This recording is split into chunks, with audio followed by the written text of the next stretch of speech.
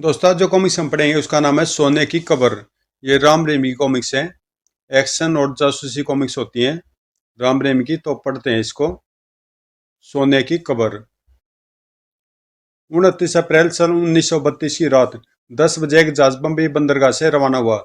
उस जहाज में 80 टन सोना था, जो कैप्टन फिलिप एंड्रूज की निगरानी में इंग्लैंड जा रहा था। कुछ देर बाद, एक पैग और लो बोरिस। No thanks sir. अरे ले लो, आज मैं बहुत खुश हूँ। इंडिया का सोना इंग्लैंड जाने की खुशी में। यस सर, हिंदुस्तान वाकई सोने की चिड़िया है। हमारा देश मालामाल हो जाएगा, हा हा हा। तभी खट खट खट। कम इन। सब खाना लगा दूं? यस दीनानाथ, फटाफट ले आओ, बहुत भूख लगी है। इस इंडियन डॉग को कहाँ से पकड़ लिया आपने सर? बोरिस, दीनानाथ खाना अच्छा बनाता है, और तुम तो जानते हो हम खाने के कितने शौकीन हैं। राम जादव, आज रात देखना यह इंडियन डॉग तुम लोगों का क्या हाल करता है। और उसी रात जब सारा जहाज खामोशी में डूबा हुआ था।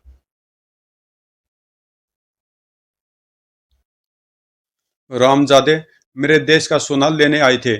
अपने जीते जी मैं अपने देश का सोना बाहर नहीं जाने दूंगा। हे भगवान, मेरे देश की अमानत मेरे देश वापस पहुंचा देना, यही मेरी अंतिम इच्छा है। बक। भारत माता की जय। कुछ ही क्षण में सारा जहाज आग की लपटों में गिर गया। सर, पूरे जहाज में आग लग गई है, बचने की कोई उम्मीद नहीं है। व्हाट? फौरन अपनी पोजीशन बताओ। 27 degree north, 49 degree east, 470 kilometre from Gibraltar. आह। यह खबर मिलते ब्रिटिश इंटेलिजेंस के हेडक्वार्टर में जैसे भूचाल आ गया। सर, कैप्टन फिलिप के अनुसार जहाज लास्ट टाइम इस पोजीशन पर था। हमारा एक विमान वाहन बेड़ा इस इलाके में मौजूद है। उसे फौरन खबर कीजिए कि वह गोताखोरों की मदद से सोना निकलवा ले। Yes sir. कुछ देर बाद, message received over and all. Simon, जहाज का रुख 27 degree north and 49 degree east की तरफ कर दो। Yes sir. सुबह होने तक विमान वाग बेड़ा अपनी मंजिल पर पहुंच चुका था। सर, हम अपनी मंजिल पर पहुंच चुके हैं। गुड। तुरंत ही गोताखोरों को गोता लगाने का आदेश दो। छपाक छपाक। तभी, ओह हाय, आई। यह देख, फायर। अगले पल, डेटेड। ओह आई, तर तर तर। डेटेड। सिगरी।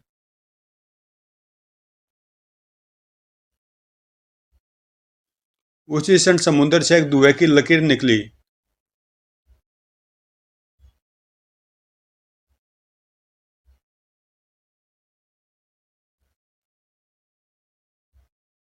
अगले पल, घर।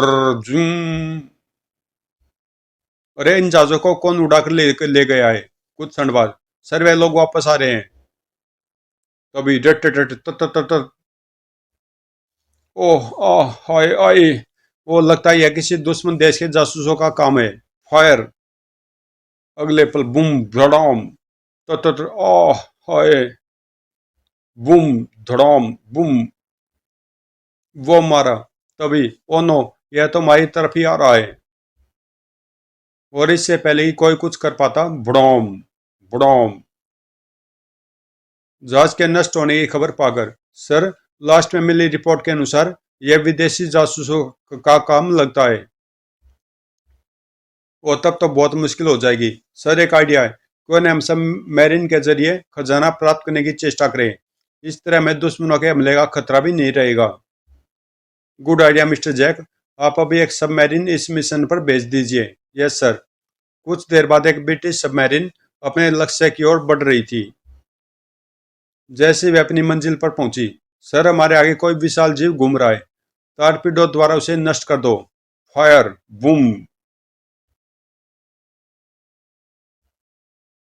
ओ नो, माइकल, सबमरीन बचाओ। किसी तरह सबमरीन ऑपरेटर ने पनडुब्बी को बचा लिया। लेकिन मुसीबत अभी खत्म नहीं हुई थी। अगले पल, धड़ धड़ धड़, धड़ाक धड़। ओ गॉड, ये क्या हो रहा है? कुछ क्षण बाद, सबमरीन से अलग होकर धुएं की लकीर ने व्हेल मछली का रूप धारण कर लिया। और अगले पल, धौड़।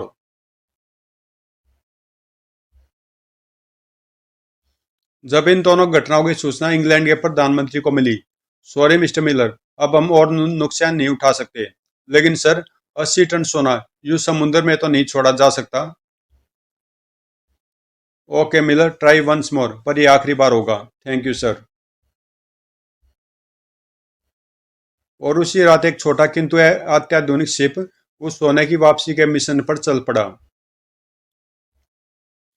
लंबी यात्रा के पश्चात, सावधान साथियों, हम अपनी मंजिल पर पहुंच चुके हैं। तभी ओह उफ, ओ यह क्या।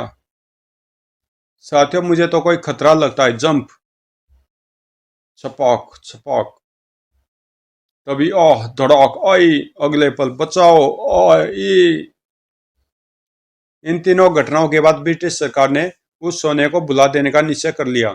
फिर धीरे धीरे दिन बीतने लगे और हिंदुस्तान आजाद हो गया। और वह जगह जहाँ सोना डूबा हुआ था, भारत की समुद्री सीमा का अंग बन गई।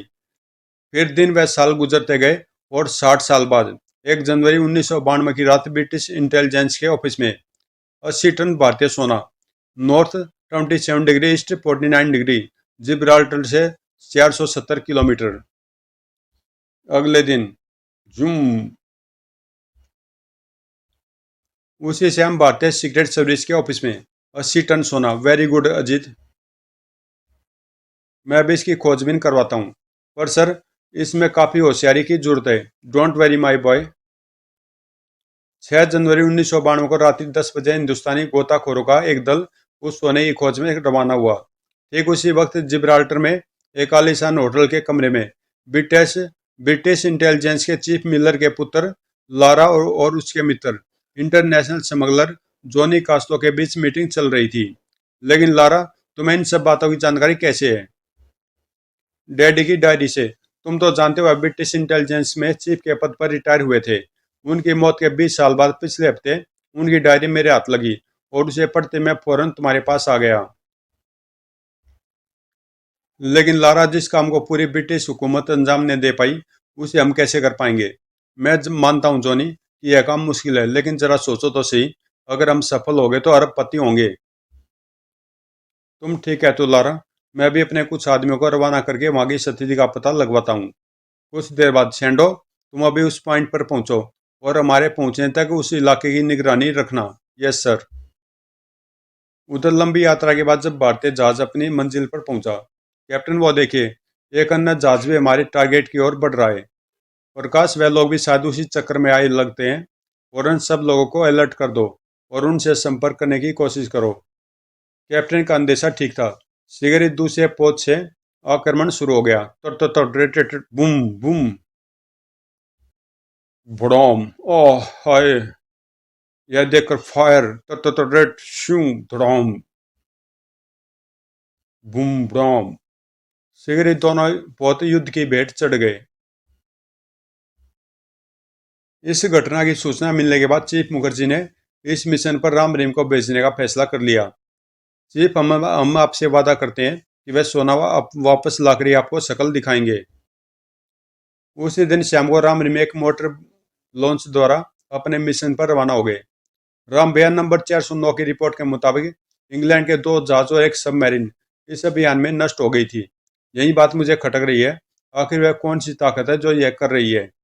कहीं यह किसी दूसरी महाशक्ति का तो नहीं? कहीं यह काम किसी दूसरी महाशक्ति का तो नहीं? नहीं, अगर ऐसा होता तो अब तक वह सोना वहां न पड़ा रहता।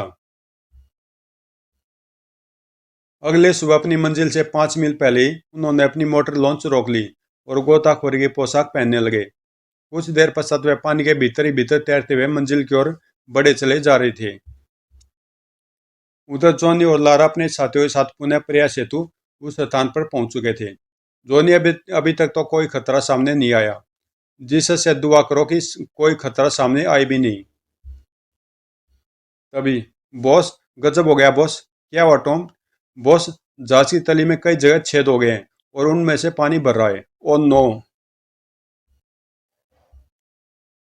फौरन लाइफ बोट उतर समुद्र में उतरवाओ और सबको जहाज छोड़ने का आदेश दे दो। Yes sir. शीघ्र ही। अचानक, ई बचाओ। ओह, दौड़। शार्कों की संख्या इतनी अधिक थी कि जॉनी के आदमी उनका मुकाबला नहीं कर पा रहे थे। ओह हाय आई। शीघ्र ही जॉनी के सब आदमी उन खौफनाक शार्क्स के शिकार बन गए। अपने आदमियों की मौत देखकर जॉनी बौखला उठा। यह सब क्या लारा? अचानक इतनी सारी शार्क कहाँ से आ गई? कुछ समझ में नहीं आता जॉनी। तभी अगले पल घर्र, धड़ाम। यह देखकर, ओह यह क्या हुआ? हमने यहाँ आकर बहुत बड़ी गलती की है लारा। उधर, ओ नो, जंप लारा। उनके कूदते ही भड़ाम। लेकिन इससे पहले कि वह नीचे समुद्र में जा गिरते, ओह यह क्या है? यही वह क्षण था जब राम रहीम वहां पहुंचे। ओ नो राम भैया, वह देखो उधर। ओ गॉड, यह क्या है?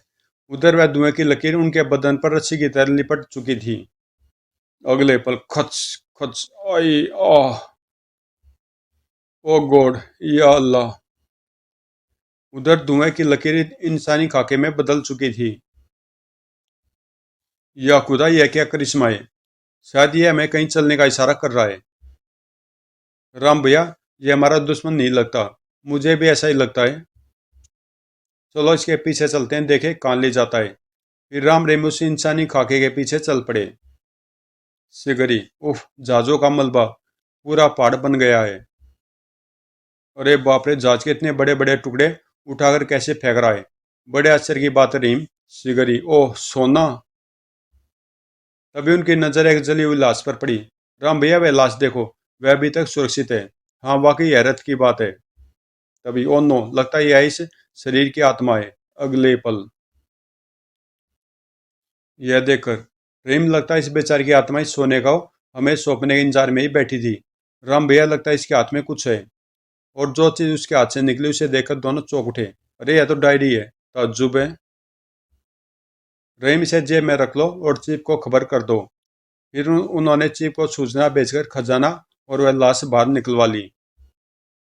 उसी शाम चीफ मुखर्जी के ऑफिस में। I am proud of you my boy. शर्म प्रशंसा के हकदार हम नहीं, बल्कि वह शख्स है जो 60 साल तक इस सोने की रक्षा करता रहा था। यह तुम क्या कह रहे हो राम? मैं ठीक कह रहा हूँ चीफ। अगर आप यह डायरी पढ़ेंगे तो आपको खुद ही पता चल जाएगा कि दीनानाथ नाम का वह रसोइया जिसकी यह डायरी है कितना महान था। पूरी डायरी पढ़ने के बाद राम वाकई दीनानाथ एक सच्चा देशभक्त था। चीफ मुखर्जी ने राम से वह डायरी ले ली और उसे पढ़ने लगे। और अगले सुबह राम रहीम ने अपने हाथों से विधिवत दीनानाथ का अंतिम संस्कार कर किया। हम आपको आपके मान बलिदान के लिए सलाम करते हैं अंकल। समाप्त। तो दोस्तों ये कॉमिक्स जल्दी ख़त्म हो गई। ये सबसे मेरे ख्याल से छोटी कॉमिक्स है राम रहीम की, जो इतनी जल्दी समाप्त होगी। और राम रहीम को कुछ करना भी नहीं पड़ा इस कॉमिक्स में। तो मिलते हैं किसी अगली कॉमिक्स में।